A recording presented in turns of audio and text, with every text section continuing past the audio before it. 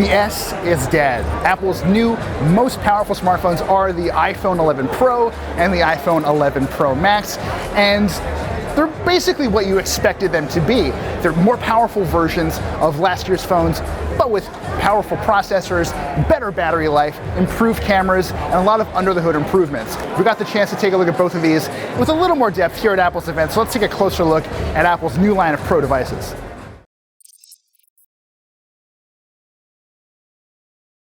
This is the iPhone 11 Pro. We're also going to be taking a look at the iPhone 11 Pro Max. These are not great names. The Pro Max in particular reminds me of like a 90s graphics card, but it'll do the trick. A couple things to note about the Pro going forward. Just the design hasn't really changed much. If you've used the XS or the XS Max, you're going to feel very familiar, except for a couple different changes. We've got surgical grade stainless steel on the side, which does feel, thankfully, a little bit grippier than what I'm used to. I have dropped a lot of iPhones over the years, and I feel like I'm able to hang on to this perhaps just a touch better. I don't know that we can really attribute that to materials, but it's there. The bigger change in terms of fit and finish is this actually really nice matte glass. It doesn't really add much in terms of practical value.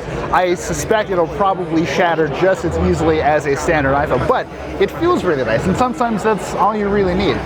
Diving into the phone itself, we are working with the A13 Bionic chipset, and it's really hard to get a sense of how fast a phone actually is when you're fighting 9,000 other people to spend time on the phone.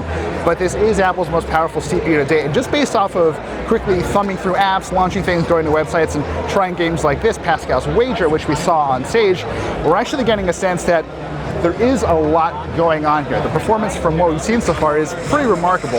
We're getting some really solid graphics here. I think that's partially because the GPU performance out of the A13 Bionic is supposed to be ridiculous. It's, according to Apple, in terms of CPU and GPU performance, the Pro series is supposed to easily outdo any of what you'd find, any of the premium chipsets that you'd find in a high-end Android phone. I'm sure companies like Samsung and Huawei and Qualcomm would probably beg to disagree, but the fact of the matter is we are still seeing pretty impressive performance out of a device that, I should also be clear, is not actually done yet. This will not be available until the end of the month. The biggest other change that I'm sure you've already noticed is that triple camera system around the back.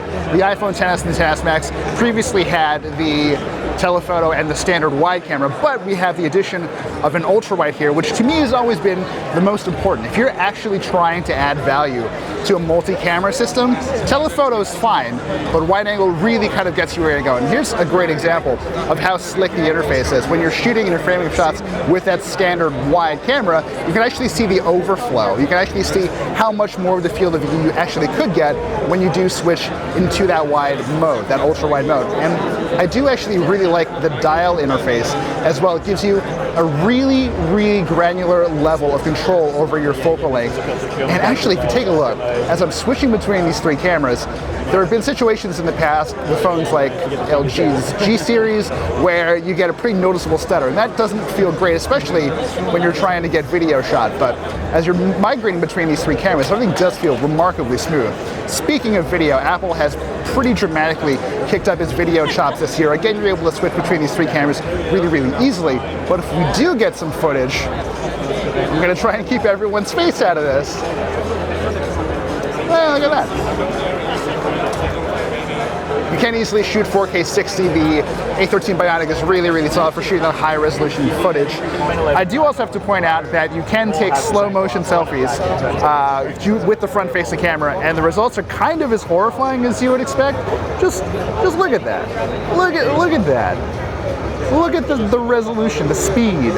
The hardware is at a point where the sensors really aren't the limiting factor anymore. It's the software and what you're really able to do after the fact that defines what the video experience is like on the iPhone 11 Pro and the Pro Max, which we'll take a look at in a sec. We now have our hands on the iPhone 11 Pro Max, which is, as you'd expect, the bigger version. We're working with a 6.5-inch version of that Super Retina XDR display, which looks good. There is True Tone here, so it sort of adapts its colors based on your ambient lighting. It looks fine right now, although we are in what kind of feel like ideal lighting conditions. So we'll have to actually wait and see how good this display actually holds up over time. That is actually true of a lot of things too. Apple says in particular, we're going to get some really crazy battery life. We're talking about 4 to 5 hours more in the Pro and Pro Max versus the XS and the XS Max. I will frankly believe that when I see it, but right off the bat, as usual, it is surprisingly difficult at times to use a max level device with just one hand, especially if you have small hands. It's the kind of thing that'll really put a strain on your pinky if you like to rest your phone on your pinky while you're holding it, or your wrist, which is something that happens to me pretty frequently.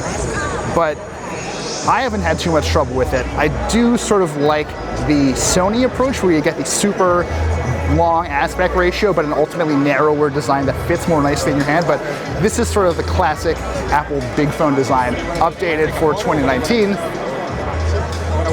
And it works.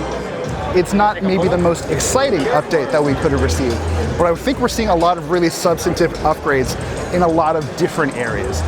Is this going to be a phone that you absolutely have to buy if you're coming from a XS or a XS Max? Probably not, but if you've been out of the upgrade cycle for a few years, or if you really just want a sense of what a truly flexible Apple camera is like, you're really not going to do much better than either of these guys. I think it's really interesting that Apple decided to take the Pro branding and apply it to its smartphones as well, but I don't really know that these feel like Pro phones. They're certainly powerful, and the flexibility you get out of these extra cameras is great. The battery is much improved. iOS 13 adds a lot to this formula just by default. I don't really know what a Pro needs out of a phone, or really what a Pro phone should be like, but hopefully after we test these things some more, we'll be able to tell you all about it.